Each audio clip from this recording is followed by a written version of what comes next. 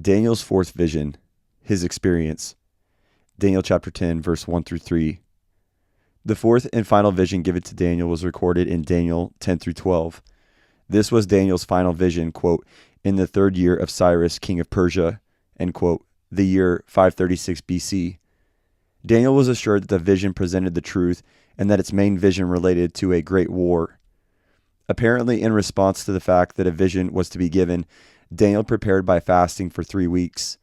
This does not mean that he completely abstained from food or drink, but that, as he expressed it, quote, I ate no choice food, no meat or wine touched my lips, and I used no lotions at all until the 3 weeks were over, end quote. Verse 3. At the time this vision came to Daniel, he was about 85 years of age. Though Daniel did not mention it, he had occasion for distress because the Israelites who had returned to the Promised Land and were attempting to build the temple had run into hard times. The period of his fast included the time of the Passover, which normally occurred on the 14th day of the first month, and was followed by 7 days in which unleavened bread was eaten. The 3-week period obviously were weeks of days in contrast to the 77s of Daniel 9, referred to here as 3 sevens of day. The fact that the word day was used makes clear that Daniel was speaking of a literal 24-hour day. Word had come back from Jerusalem concerning the plight of the Jews who had attempted to build the temple and had laid the foundation only to be stopped by the opposition of the people who already lived in the land. Ezra 4, 1 through 5, verse 24. Daniel considered this a great difficulty as one of the primary reasons for going back to Jerusalem was to rebuild the temple and reinstitute the sacrificial system. Actually, the temple was delayed about 20 years. As has been explained before, the difference was between the 70 years of the captivity, which began in 605 BC, and the 70 years of the desolation of Jerusalem, which began in 586 BC. The temple construction was delayed 20 years and completed in 515 BC, 70 years after the temple was destroyed in 586 BC. From a human standpoint, it was delayed. From a divine standpoint, it was on time. The period of fasting, however, gave the opportunity for further revelation from God. Daniel 10, 4 through 6. The beginning of the 3 weeks of fasting was not indicated in the Bible, but it apparently was completed by the 24th day of the first month. This would allow time for the 2-day festival of the beginning of the year and the beginning of the new moon, which was a time of joy and accordingly not a suitable time for Daniel to fast. 1 Samuel 20, 18 and 19. 1 Samuel 20, verse 34. Apparently, Daniel's period of fasting began immediately afterward, or on the 4th day of the new month, and it continued through the feast of the Passover and the feast of unleavened bread, which had concluded before the vision was given. Daniel recorded that the vision came to him as he was, quote, standing on the bank of the great river, the Tigris, end quote, Daniel 10:4. In Daniel 8, he had a vision, quote, beside the Ulai Canal, end quote, chapter 8, verse 2. But that would be interpreted as being there in the vision, not actually there in body. Here the implication was that he was actually at the Tigris and standing on its bank when the vision began. The fact that Daniel was beside the river Tigris answers the question why he did not go back to Jerusalem with the returning pilgrims. Apparently this was impossible for Daniel, partly due to his age and partly due to his occupation as one of the administrators of the empire. He may have been there on some business for the empire. The Tigris River was approximately 35 miles to the northeast of Babylon, which would not have required a great deal of travel. Daniel recorded that in his vision he saw a glorious figure in the form of a man. Quote, I looked up, and there before me was a man dressed in linen, with a belt of the finest gold around his waist. His body was like chrysolite, his face like lightning, his eyes like flaming torches, his arms and legs like the gleam of burnished bronze, and his voice like the sound of a multitude. End quote. Daniel 10, 5 and 6. Scholars have wrestled with the question as to whether this man is a theophany, appearance of God, or a glorious angel. Because of the similarity of this vision to the one found in Revelation 1, 11 through 16, many regard this first revelation as that of Christ himself, appearing as the angel of the Lord. If so, it was in contrast to the person described in Daniel 10, 10 through 14, or the one Michael mentioned in verse 13, because they were clearly angels. What Daniel saw was in keeping with the glorious vision of God. The general clothing of the man was linen, which seem to characterize heavenly visitors, Ezekiel 9:2-3 and 11, Ezekiel 10:2, Ezekiel 10:6-7, as well as the garments of the priests, Exodus 28:39-43. Angels frequently appeared in long white garments, whether linen or not, and sometimes brilliant in color, Mark 16:5, Luke 24:4, John 20:12, Acts 1:10. The belt or girdle was probably made of linen embroidered with the finest gold, Daniel 10:5. In the King James Version, the girdle was described as having fine gold of Uphaz. A similar reference is found in Jeremiah 10:9. But it is unknown what the meaning of this phrase was, except that it intimates that it was of very fine gold. The glorious appearance of the body of the man, said to be like chrysolite, also translated as beryl, Beryl, NASB. Some think it was like topaz. This jewel was mentioned also in Exodus 28:17 and Ezekiel 1:16, Ezekiel 10:9. Because in the Hebrew it was called Tarshish, the implication was that it originated in Spain and possibly was yellow in color. The face of the man was described to be like lightning, his eyes like flaming torches, similar to the description of Christ in Revelation 1:14-16. The arms and legs were described as burnished bronze, similar to the description of Christ in Revelation 1:15. His feet were like bronze, glowing in a furnace. As in Revelation 1:15, the voice of Christ was described like the sound of rushing waters. So here Daniel hears a sound like the sound of a multitude. Daniel 10:6. Daniel 10:7-9. Though Daniel saw the vision that overwhelmed him with terror, those who were with him did not see the vision, but sensed that something awesome was happening, and they fled and hid themselves. Verse 7. Daniel, however, after gazing on the image, declared, quote, I had no strength left. My face turned deathly pale, and I was helpless. Then I heard him speaking, and as I listened to him, I fell into a deep sleep, my face to the ground. End quote. Verse 8 and 9. Daniel's experience is similar to that of Paul's on the road to Damascus, when the men with Saul, Paul, heard a sound but did not see anyone and did not understand what was being said. Acts 9:7, Acts 22:9. The fact that the men with Daniel did not see the vision corroborates the conclusion that he was actually at the river Tigris geographically. How he knew that his face was deathly pale was not stated, but apparently he sensed that he was very weak. He then fell into a deep sleep.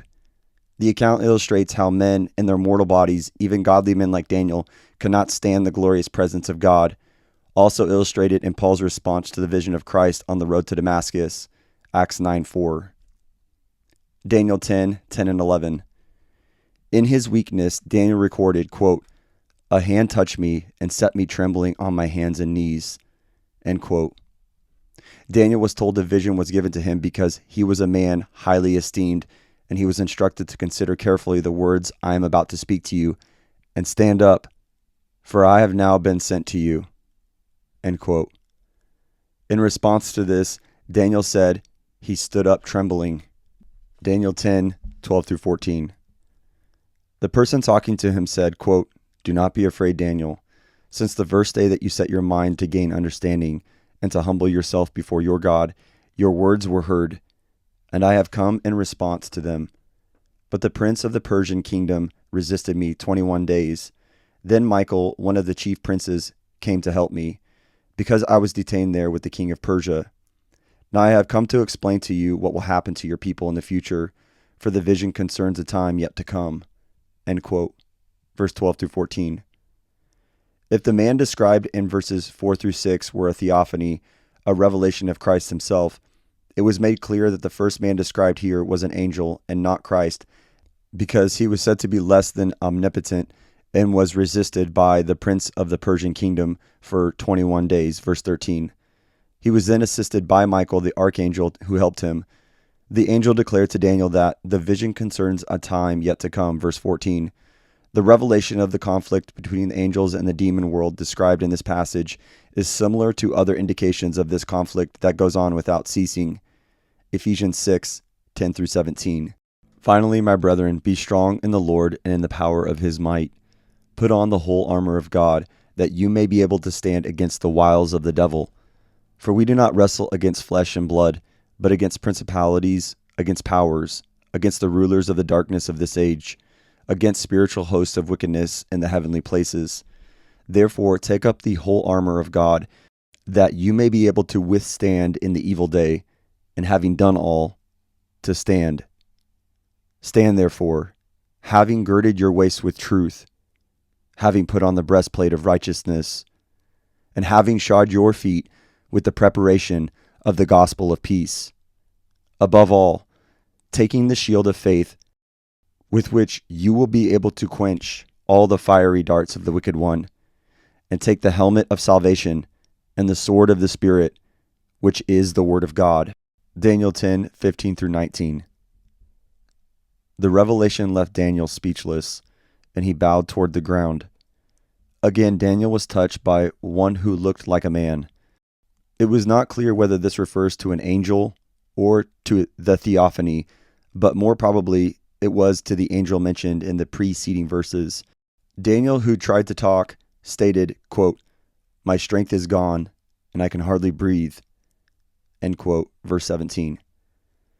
Daniel was again touched and given strength, and the angelic being stated, quote, "Do not be afraid, O man highly esteemed," he said, "Peace, be strong now, be strong," end quote, verse 19. In response to this, Daniel declared, quote, "I was strengthened and said, Speak, my Lord, since you have given me strength," end quote, verse 19. Daniel 10:20 through chapter 11, verse 1. The angelic figure told Daniel, quote, "Do you know why I have come to you? Soon I will return to fight against the prince of Persia, and when I go, the prince of Greece will come. But first I will tell you what is written in the book of truth. No one supports me against them except Michael, your prince. And in the first year of Darius the Mede, I took my stand to support and protect him." End quote. This referred to the prophetic vision given to Daniel in chapter 8, where the ultimate triumph of Greece over Medo-Persia was prophesied. The angel indicated, however, that he supported Darius the Mede when he took charge of Babylon. Daniel's fourth vision, prophecy of kings before Antiochus IV. Daniel 11:2-35. This passage provides the most detailed prophecy to be found anywhere in Scripture. The interpreter is faced with the question as to whether God is omniscient, that is, he knows all events of the future, and also whether God reveals future events in detail. The book of Daniel was held as genuine scripture written by Daniel the prophet in the 6th century BC for at least 800 years without anyone questioning the validity of this prophecy. As previously discussed, in the 3rd century of the Christian era, about 800 years after Daniel, an atheistic philosopher by the name of Porphyry, in studying the book of Daniel, concluded that the prophecies of Daniel 11:2-35 were extremely accurate, describing the historical period they covered. Because he did not believe in God or believe that God was omniscient, he had to find some way to account for this extraordinary piece of writing. He concluded that whoever wrote it must have lived after the events described. Accordingly, he offered the theory that Daniel was not written by Daniel the prophet in the 6th century BC, but rather by a man in the Maccabean period around 175 BC who claimed to be Daniel. Until modern times, no authors undertook to support Porphyry. When liberal scholars began to emerge, they faced the same problem as Porphyry had in attempting to interpret this passage. Because they did not believe in supernatural revelation, and they even questioned whether God was omniscient, they adopted the view of Porphyry with little change and argued that the book must be a forgery of the 2nd century after the events described. Up to the present time, this has been a position of the liberal scholars. The finding of a complete manuscript of Daniel among the Qumran papers, which was hundreds of years older than the oldest copy of Daniel previously found, served to undermine this liberal position because it brought the book of Daniel back to the 2nd century BC, but in comparatively modern Hebrew instead of ancient Hebrew. According to the liberal theologian's own position, this would require a couple of centuries between this copy and the original, which of course would have it back in Daniel's lifetime, or at least before the events described in Daniel 11. Liberals have been largely silent about this discovery, but a new generation of liberals will have to face the fact that their old theory no longer holds and that the book of Daniel contains genuine prophecy. The details offered in Daniel 11, 2-35 include the major events and personalities of the Persian Empire, and then continue into the major events of the Alexandrian period, culminating in the prophecy about Antiochus Epiphanes, 175 to 164 BC. Beginning with verse 36, the prophecy leaped ahead of events that have followed Antiochus to the time of the end, which is yet to come from the viewpoint of our present time. Daniel 11:2. The prophecy began by describing 4 kings of Persia. Daniel wrote, quote, "Now then I tell you the truth. 3 more kings will appear in Persia, and then a 4th, who will be far richer than all the others. When he has gained power by his wealth, he will stir up everyone against the kingdom of Greece." End quote. Verse 2. In attempting to identify the 4 kings, it is probable that Daniel excluded Darius the Mede and Cyrus II, 550 to 540 BC. The 4 kings probably were Cambyses, 529 to 522 BC, who was not mentioned in the Old Testament, Pseudo-Smyrtus, 522 to 521 BC, Darius I Hystaspes, 521 to 486 BC, Ezra, 5 and 6, and Xerxes I, 486 to 465 BC, Ezra chapter 4, verse 6. As Daniel indicated, Xerxes I was the ruler who attempted to conquer Greece at the time of the greatest power of the Persian Empire. Xerxes I had gathered an army of several 100,000 and began a war against Greece, 580 BC, in which his fleet as well as his troops were defeated. Persia declined in power after this. Many identify Ahasuerus, who chose Esther as his queen, as this Xerxes I. The disastrous expedition against Greece probably occurred between Esther I and Esther II. Daniel did not give any details on the Persian Empire, as additional facts were furnished in Ezra, Nehemiah, and Esther, supplemented by Haggai, Zechariah, and Malachi. As Daniel probably died around 530 BC, his life ended before these events took place, and therefore it had to be genuine prophecy. Daniel 11:3 and 4. Daniel prophesied the coming of Alexander the Great, quote, "Then a mighty king will appear, who will rule with great power and do as he pleases. After he has appeared, his empire will be broken up and parceled out toward the 4 winds of heaven. It will not go to his descendants, nor will it have the power he exercised, because his empire will be uprooted and given to others." End quote. This prophecy anticipated the rise of Alexander the Great and his conquering, or the Persian Empire. As history records, when Alexander the Great died in 323 BC, his conquest was divided among his 4 generals. The same events were prophesied in verses 5-8 and interpreted by Daniel in verses 21 and 22. At the time Daniel wrote this prophecy, Greece was a small and relatively insignificant nation. Daniel 11:5 and 6. Daniel continued with the prophecy even more detailed than the previous prophecies. He wrote, quote, "The king of the south will become strong, but one of his commanders will become even stronger than he and will rule his own kingdom with great power.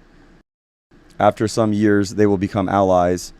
The daughter of the king of the south will go to the king of the north to make an alliance, but she will not retain her power, and he and his power will not last. In those days, she will be handed over together with her royal escort and her father and the one who supported her." End quote. Verse 5 and 6. As intimated in verse 5, the passage concerns struggles between Syria as the king of the north and Egypt as the king of the south. Though Syria was not mentioned because it did not exist as a nation at that time, and the ruler of Egypt was referred to only as the king of the south, it was nevertheless quite clear how this corresponds to history. Ptolemy I Soter, 323 to 285 BC, is the king of the south. The one who is stronger than he is in reference to Seleucus I Nicator, 312 to 281 BC. In the historic background of these events, there is evidence that Seleucus had left Antigonus in Babylon and for a brief time was associated with Ptolemy I in Egypt. They together had defeated Antigonus, which made it possible for Seleucus to control, in a military way, the large area from Asia Minor to India, and he became stronger than Ptolemy, who ruled Egypt. This explains verse 5, quote, "One of his commanders will become even stronger than he and will rule over his kingdom with great power," end quote.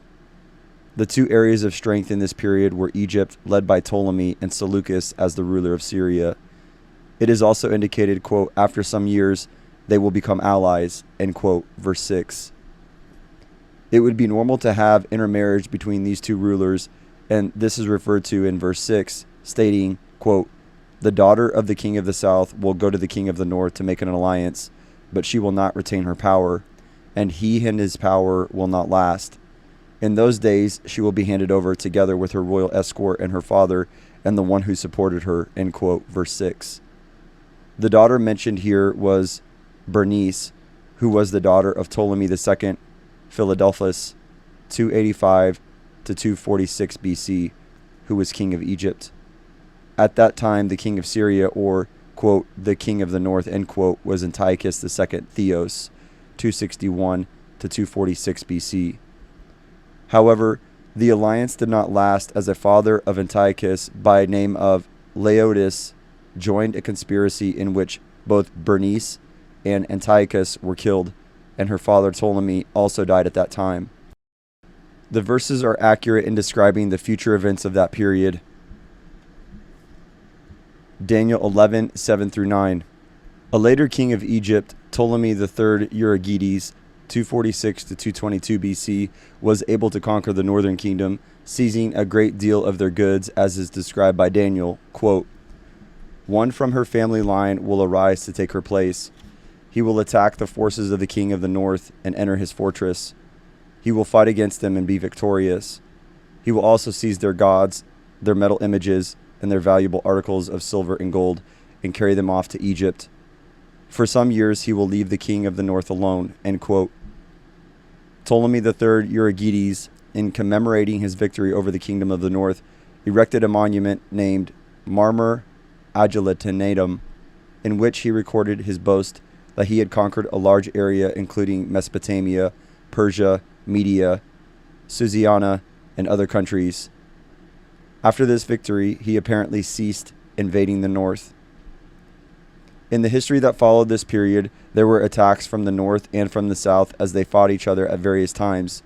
Verse 9 indicates an attack of the king of the north against the king of the south that occurred around 240 BC and was led by Seleucus II Callinicus. He, however, was defeated and returned without conquering the land of Egypt. Daniel 11, 10-12. Seleucus' older son was killed while on a military campaign in Asia Minor, but later the younger son, Antiochus III, attacked Egypt with some success. As ruler of the kingdom of the north, Antiochus III had several successful campaigns against Egypt during a period when the Egyptian ruler, Ptolemy Philopator, did not raise sufficient defense against him, 221 to 203 BC. In a later battle in 217 BC, Antiochus the Great challenged an Egyptian army with about 70,000 soldiers on each side, which resulted in Egypt destroying the entire army of Antiochus, as indicated in verses 11 and 12. Daniel 11, 13-16. In the verses that follow, however, additional invasions of Egypt carried on by the king of the north are mentioned, quote, "For the king of the north will muster another army, larger than the first, and after several years he will advance with a huge army fully equipped. In those times many will arise against the king of the south. The violent men among your own people will rebel in fulfillment of the division, but without success. Then the king of the north will come and build up siege ramps and will capture a fortified city. The forces of the south will be powerless to resist. Even their best troops will not have the strength to stand. The invader will do as he pleases. No one will be able to stand against him. He will establish himself in the beautiful land and will have the power to destroy it," end quote. These prophecies correspond precisely to the history of the period that described these wars and the success of the kingdom of the north. The conquering of a fortified city was fulfilled when the Egyptian armies were defeated as Paneas, the headwaters of the Jordan River, with the result that Antiochus III was able to take Sidon, which was captured in 199 to 198 BC. The result was that Syria controlled all the Holy Land as far south as Gaza. Subsequently, Egypt attempted to conquer Syria, and armies led by the Egyptians Menacles, and Damoinas failed to dent the Syrian power. Daniel 11:17-20. At this time, however, Rome began to exert its power in the eastern Mediterranean, and it seemed best for Antiochus to make peace with Egypt by marrying his daughter Cleopatra to Ptolemy V Epiphanes. Daniel described this, quote, "He will determine to come with the might of his entire kingdom, and will make an alliance with the king of the south, and he will give him a daughter in marriage in order to overthrow the kingdom, but his plans will not succeed or help him," end quote. Verse 17. Antiochus, having settled things with Egypt, attempted to conquer Greece, but was defeated in 191 BC at Thermopylae, and in 189 BC again was defeated at Magnesia, southeast of Ephesus, this time by Roman soldiers. This fulfilled what Daniel wrote, quote, "Then he will turn his attention to the coastlands, and will take many of them, but a commander will put an end to his insolence, and will turn his insolence back upon him. After this, he will turn back toward the fortresses of his own country, but will stumble and fall, to be seen no more," end quote. Although Antiochus was a great ruler, his failure to conquer Greece left him a broken man at the time of his death, which occurred when he attempted to plunder a temple in Elam.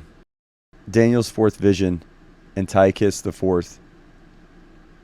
Daniel's prophecy now turns to two other rulers, Seleucus IV Philopator, 187 to 175 BC, and Antiochus IV Epiphanes, 175 to 164 BC, who was the famous persecutor of the Jews previously mentioned in Daniel 8:23-25, and referred to as the little horn mentioned in Daniel 8:9-14.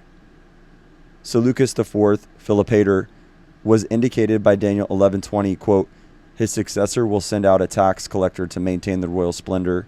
In a few years, however, he will be destroyed, yet not in anger or in battle," end quote.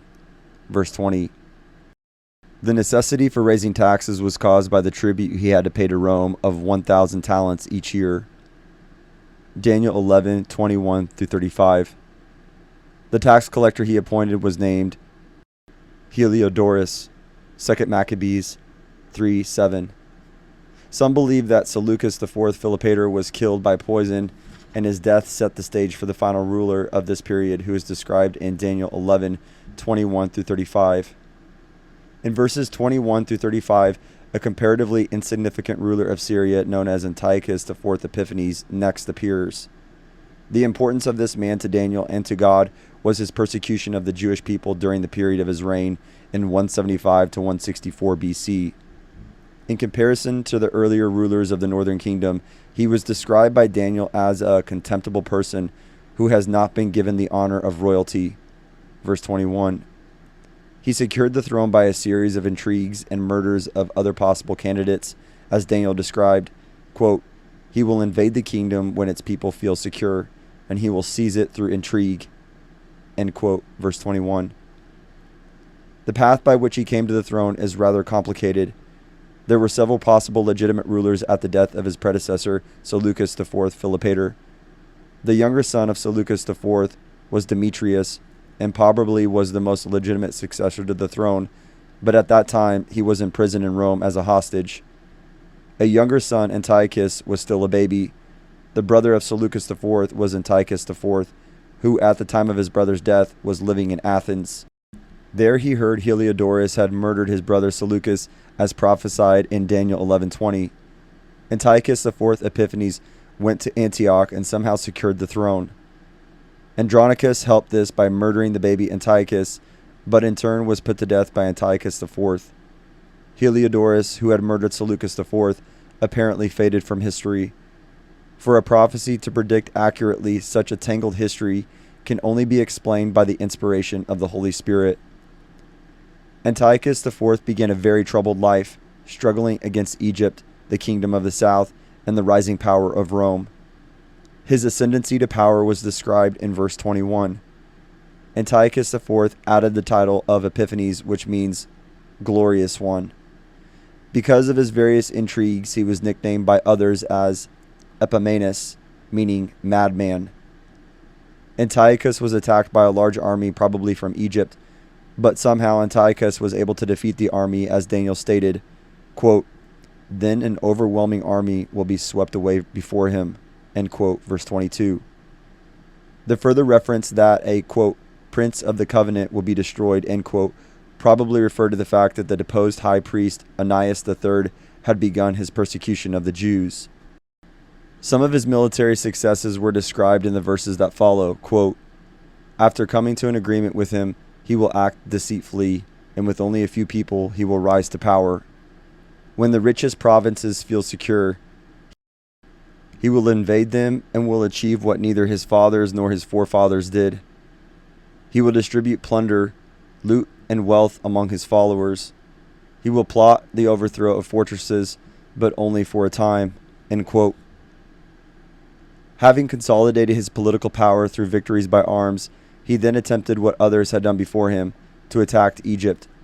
Daniel wrote, quote, with a large army he will stir up his strength and courage against the king of the south.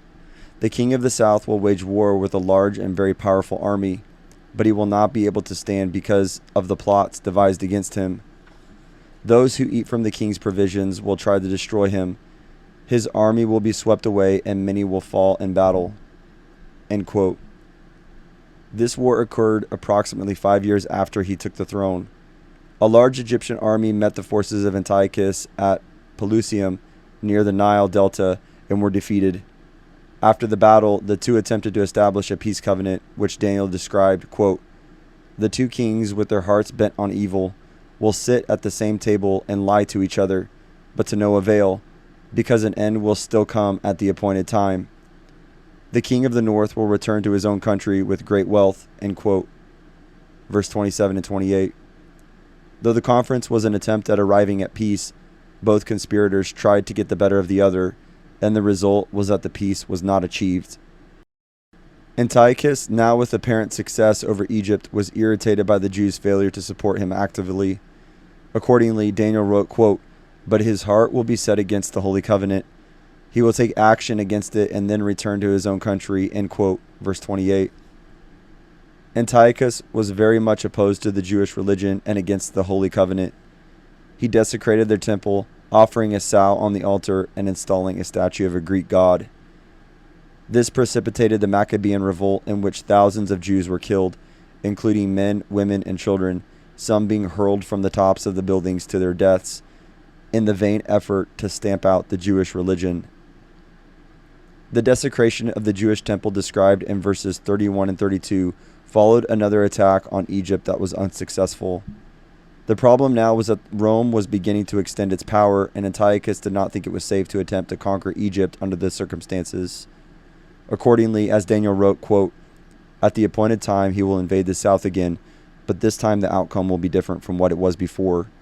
Ships of the western coastlands will oppose him, and he will lose heart.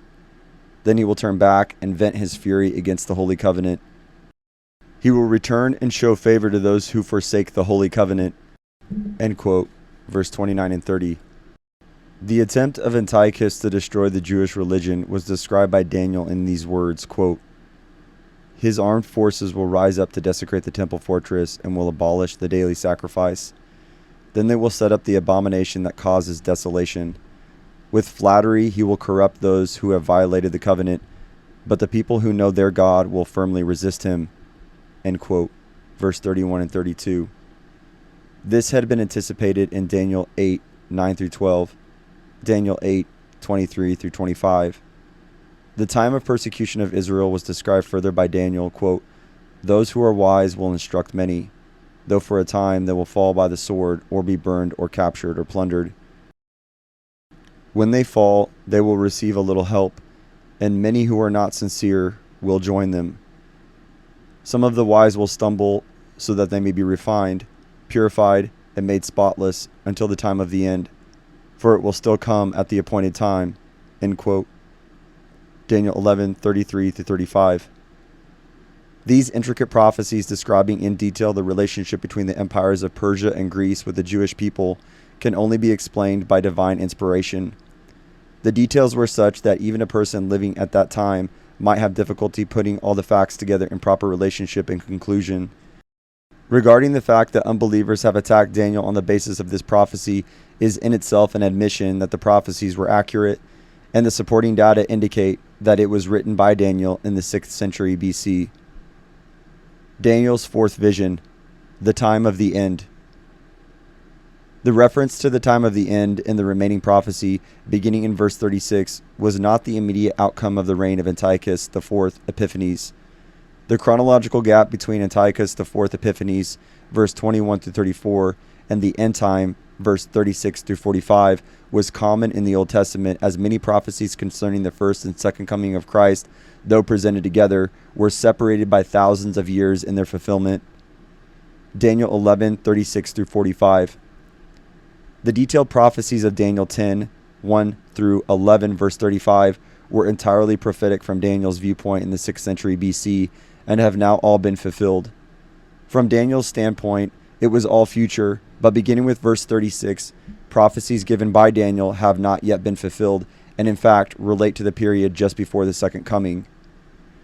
Daniel described the final world ruler, quote, "The king will do as he pleases. He will exalt and magnify himself above every god, and will say unheard of things against the God of gods," end quote, verse 36. Some interpreters have attempted to relate this king to Antiochus IV, mentioned in the earlier verses of this chapter. However, the evidence of history is that Antiochus IV died in the year 164 BC, shortly after fulfilling the preceding verses. Some think he was insane at the time of his death. In any event, he did not fulfill any of the events described in the latter part of this chapter, beginning in verse 36. A more plausible explanation is that this ruler referred to the little horn of Daniel 7, verse 8, Daniel 7, 21 through 24, as well as to the beast of the sea, Revelation 13, 1 through 10. In this identification, he will be the future world ruler and a Gentile. Some expositors hold that the final king will be an apostate Jew, possibly not the world ruler, but one who arises in Palestine and cooperates with the final Gentile power. For many reasons, the identification of this king as the final Gentile ruler is superior interpretation. According to Daniel himself, he will be a willful king who will consider himself above every god as well as above every king. This would not fit a Jewish king who was not the supreme ruler in the times of the Gentiles. It would also be incredible that this ruler would be a Jew inasmuch as he persecuted Jews. Daniel described this ruler, quote, "He will be successful until the time of wrath is completed, for what has been determined must take place," end quote. Daniel 11:36. This was in keeping with Daniel 7:27 and 28, and also the destruction of the final world ruler in Revelation 19:20. He will fulfill the prophecy of speaking, quote, "against the God of gods," end quote, Daniel 11:36, as mentioned also in Revelation 13, 5 through 7. The future ruler was described in an unusual way by Daniel, quote, "He will show no regard for the gods of his fathers, or for the one desired by women, nor will he regard any god, but will exalt himself above them all," end quote, Daniel 11:37. On the basis of this verse, some have considered this ruler a Jew because of the familiar phrase, quote, "the gods Elohim of his fathers," end quote. In the King James Version, gods is translated in the singular, God. The usual expression regarding the God of Israel as the God of their fathers is Yahweh, which was unmistakably the God of Israel. The fact that Daniel was Elohim is significant because Elohim is used both of the true God and of false gods, and is a general word like the English word God. Further, Elohim is a natural plural, and though it was sometimes translated in the singular, the more accurate translation in this case would be in the plural, referring to heathen gods. The point of the passage is not simply that he will reject the God of Israel, but that he will disregard all deities as indicated in the preceding verse, where he considered himself greater than any god. The passage included the fact that he will not regard the one desired by women, verse 37. From the Jewish perspective, the desire of women was to fulfill the promise given to Eve of a coming Redeemer to be born of a woman. Undoubtedly, many Jewish women hoped that one of their sons would fulfill this prophecy. Accordingly, the one desired by women is the Messiah of Israel. What this passage accordingly predicted was that he, as a Gentile, will have a total disregard for Scripture and its promise of a coming King of Kings.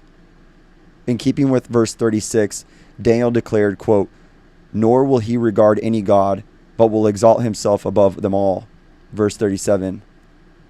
This reinforced the concept that he rejected not simply the God of Israel, but all gods, whether pagan or the true God. In other words, he will be an atheist and will consider himself deity.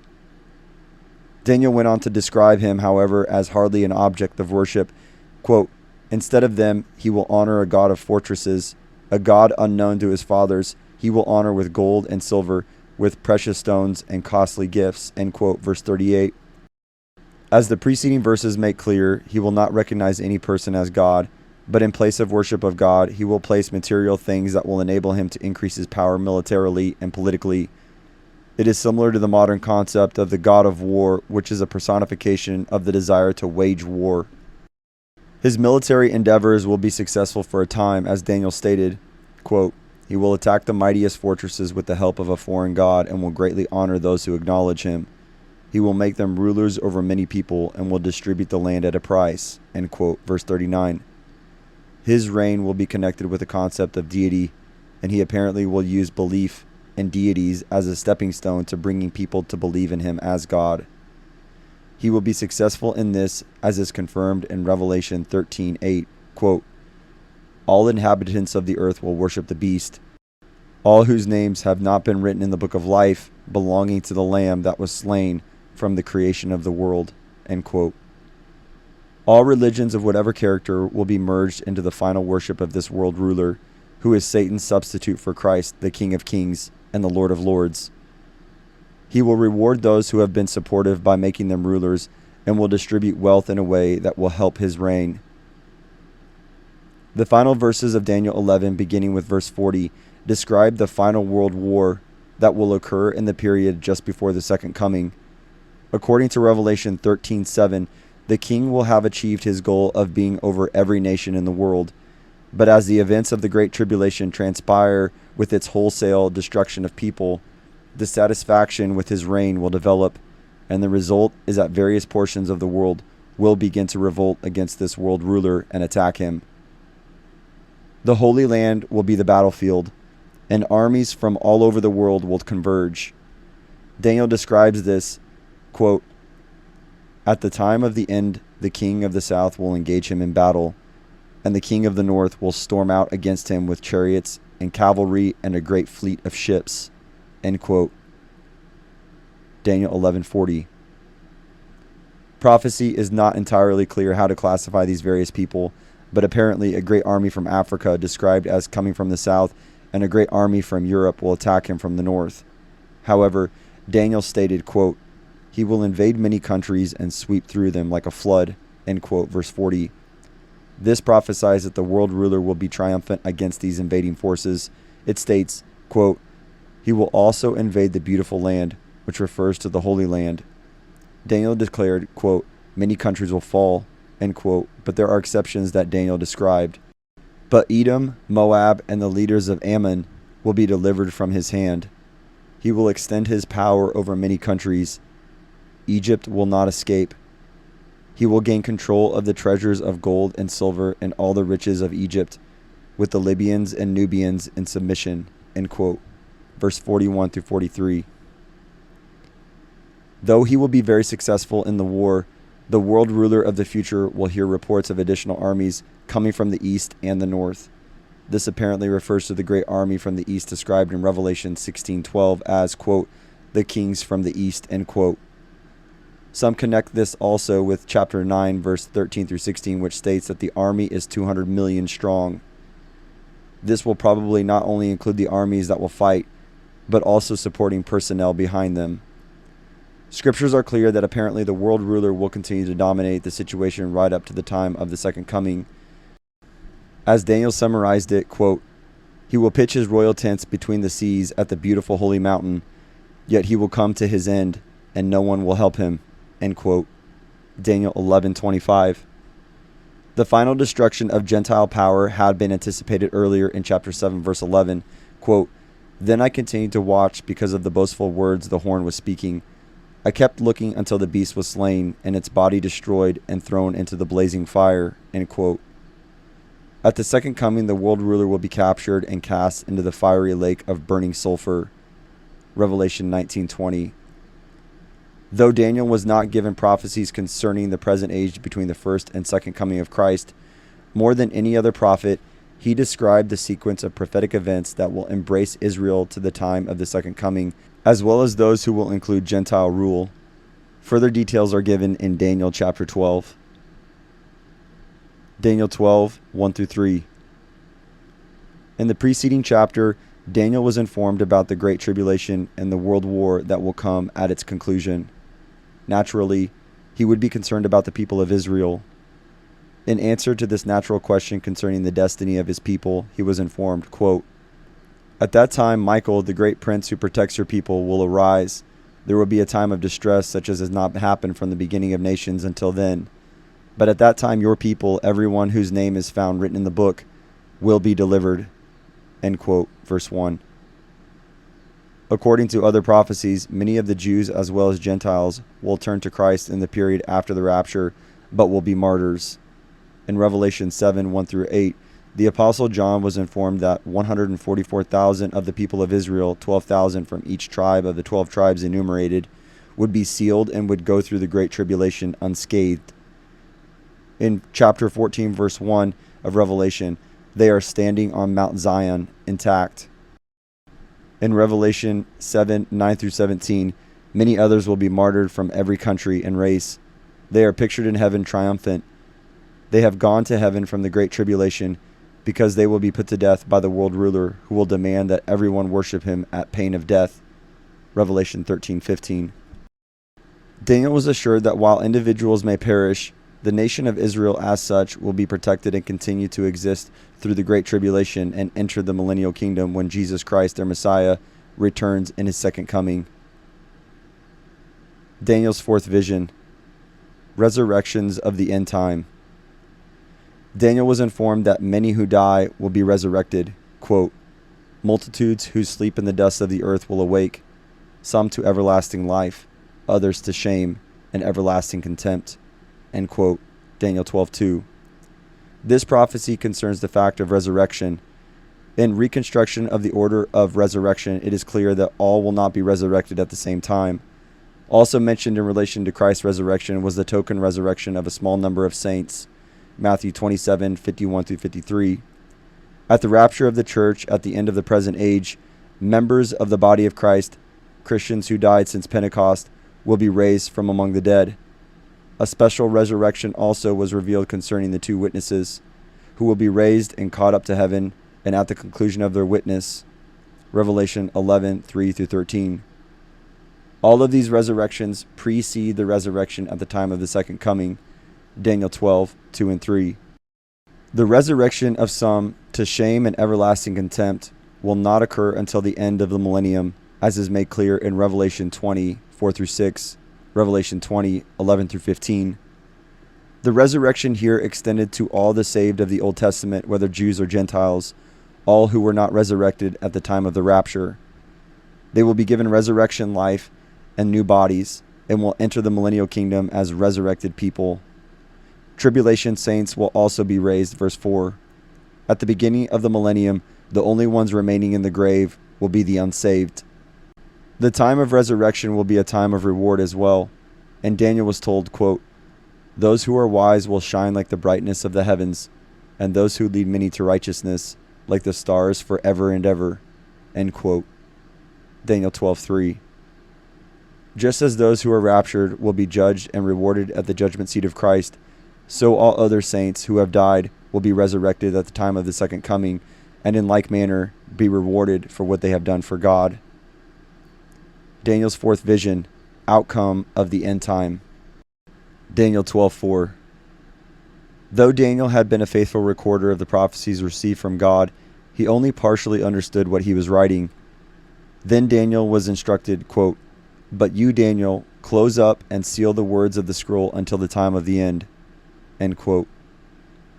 Those who will profit most by the prophecies of Daniel will be those who are living in the end time.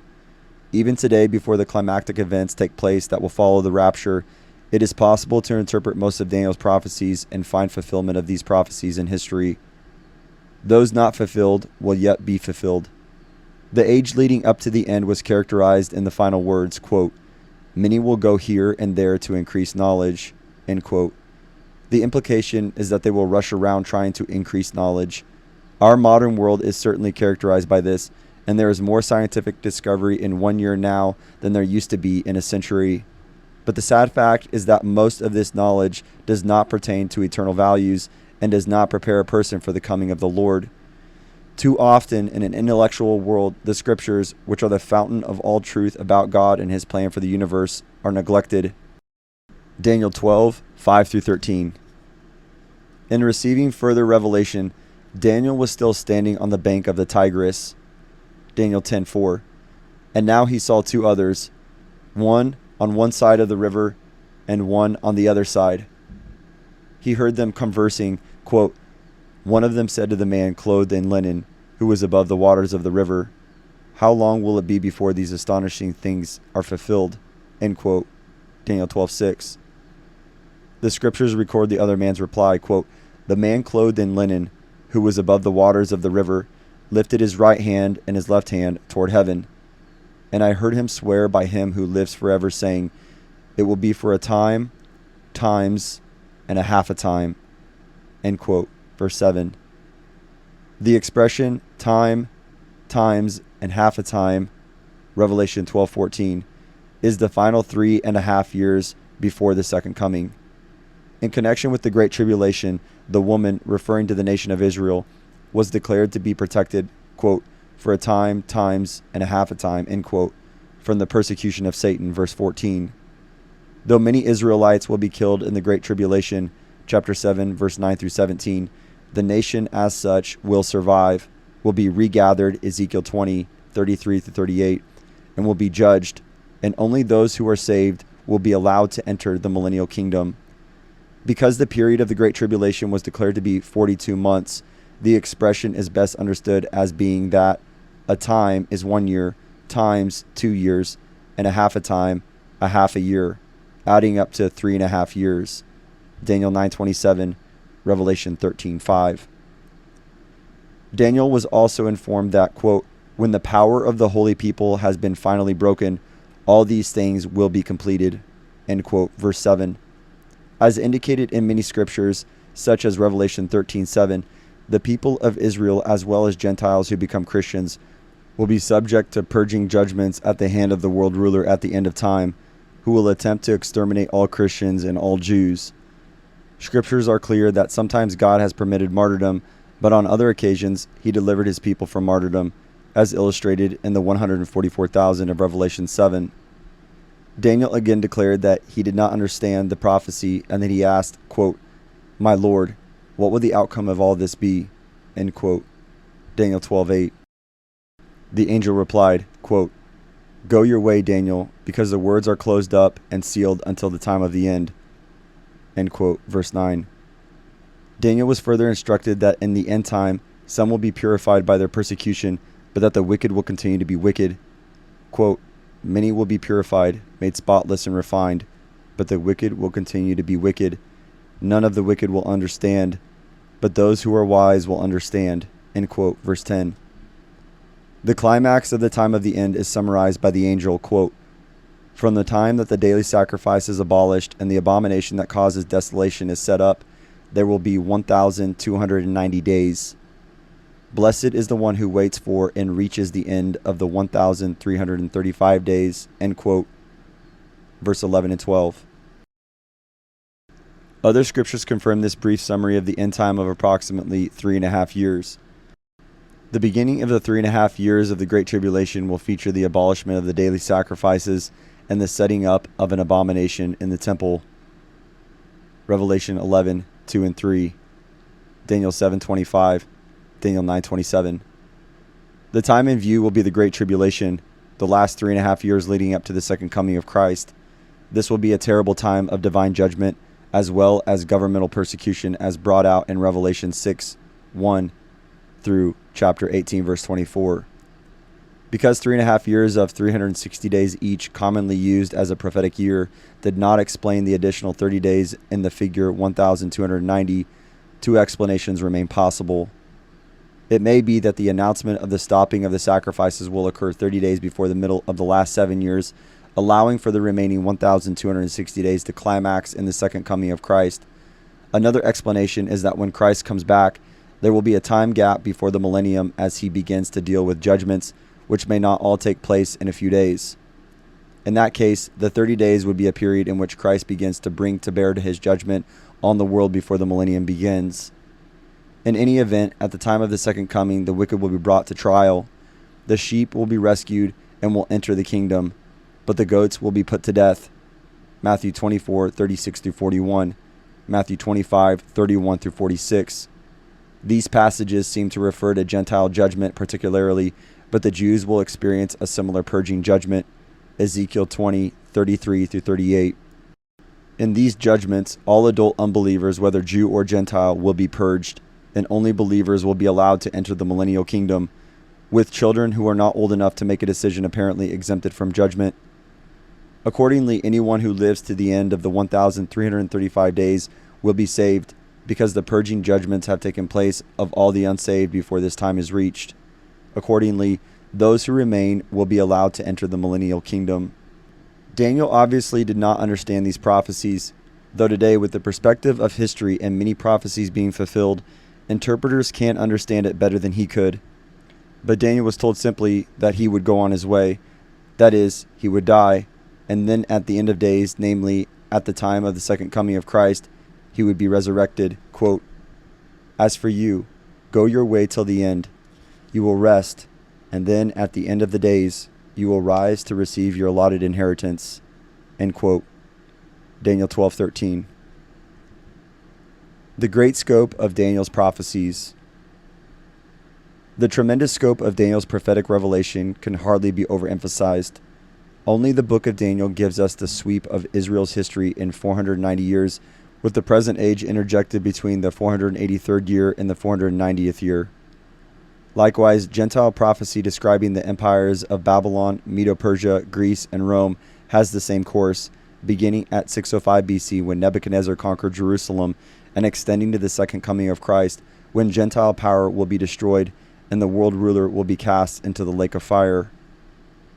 Like the panoramic view of Israel, Gentile prophecies relating to the kingdoms will be interrupted by the present age, extending from the first coming of Christ to the period just before his second coming and excluding the period of Pentecost to the rapture of the church.